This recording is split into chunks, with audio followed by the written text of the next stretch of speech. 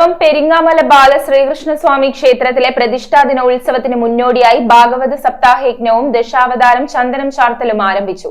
April 28 വരെ നീണ്ടു നിൽക്കുന്ന യജ്ഞത്തോടനുബന്ധിച്ച് വിവിധ കലാപരിപാടികളും ആധ്യാത്മിക പ്രഭാഷണങ്ങളുമാണ് ക്ഷേത്രത്തിൽ ഒരുക്കിയിരിക്കുന്നത്.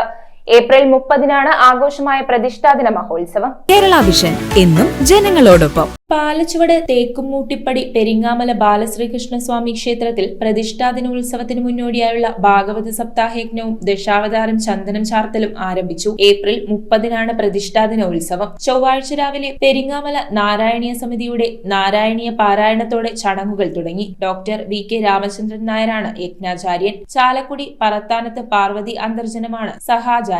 വൈകിട്ട് ദീപാരാധനയെ തുടർന്ന് ആചാര്യവരണം, യജ്ഞശാലയിൽ ഭദ്രദീപ പ്രകാശനം എന്നിവയും നടന്നു.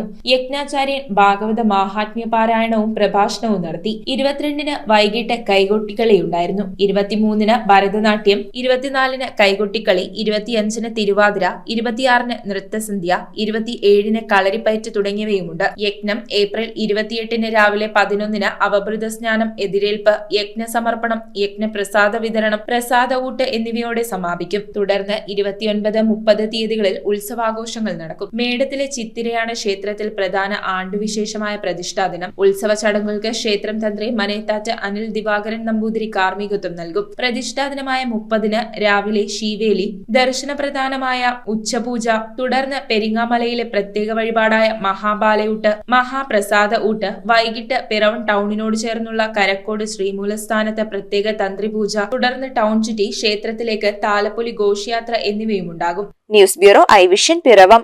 Kerala vision broadband connect and win. നേടൂ 100 EV സ്കൂട്ടറുകൾ, ബമ്പർ സമ്മാനമായി EV കാർ, മറ്റനവധി സമ്മാനങ്ങളും.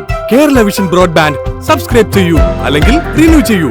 നേടൂ നിരവധി ആകർഷകമായ സമ്മാനങ്ങൾ. Kerala vision broadband connect and win.